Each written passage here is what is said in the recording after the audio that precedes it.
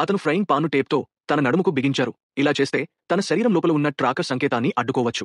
తర్వాత అతను బ్యాక్‌ప్యాక్ నుంచి తుపాకీ భాగాలన్నింటిని తీసి వేగంగా ఒక స్నైపర్ రైఫిల్‌ను రెడీ చేశాడు. 8 రెట్ల స్కోప్‌ను తెరిచి ఆకాశంలో ఎగిరిన డ్రోన్‌పై గురిపెట్టాడు. ఆ డ్రోన్ అతడిని దాడి చేయడానికి వచ్చింది. కానీ ట్రాకర్ సంకేతం లేకుండా సైనికులు డ్రోన్‌ను లోయలో తిరగడమే తప్ప లక్ష్యాన్ని గుర్తించలేకపోయారు. లక్ష్యం ఇప్పటికే ప్రతిదాడి మొదలుపెట్టిందని వాళ్లకు తెలియదు. జిమ్మీ త్వరగా ఆ డ్రోన్ని డామేజ్ చేశాడు. అయితే హెడ్‌క్వార్టర్స్‌కు అనుమానం రాకుండా ఉండడానికి వెంటనే ఫ్రైయింగ్ పాన్ను తీసేశాడు. ట్రాకర్ సంకేతం తిరిగి వచ్చాక హెడ్‌క్వార్టర్స్ మరో డ్రోన్‌ను పంపి అతడిపై బాంబులు వేయించింది. కానీ జిమ్మీకి ఇప్పటికే ఒక ప్రణాళిక ఉంది. చిన్న గుడిసెలోకి తిరిగి వచ్చాక అతను నొప్పిని తట్టుకుని తన శరీరం నుంచి ట్రాకర్ను తీసి దాన్ని తన నోట్లో పెట్టుకున్నాడు. ఇలా చేస్తే ట్రాకర్ అతని శరీరోష్ణోగ్రతకు సమంగా ఉండి హెడ్‌క్వార్టర్స్‌కు ఏమీ అనుమానం రాదు. తర్వాత అతను ఉద్దేశపూర్వకంగా గడ్డకట్టే మంచులో పడిపోయి రక్తంతో తడిసిన గాజును బయటకు తీశాడు. రక్తం వాసనతో ఓ క్రూరమైన ఆకలితో ఉన్న ముగం ఆ ప్రాంతానికి చేరుకుంది. మనిషి బలహీన స్థితిని గమనించిన ముగం అతడిపై దూకింది. జిమ్మీ త్వరగా ముందుగానే వేసుకున్న ఉచ్చును యాక్టివేట్ చేసి ముగాన్ని పట్టేశాడు. ఆపై లేచి దగ్గరికి రావాలనుకున్న ఇతర ముగాలను తుపాకీ కాల్పులతో తరిమికొట్టాడు. ఇప్పుడు జిమ్మీకి కావలసిందల్లా ఆ ట్రాకర్ను ముగం శరీరం లోపల పెట్టేయడం.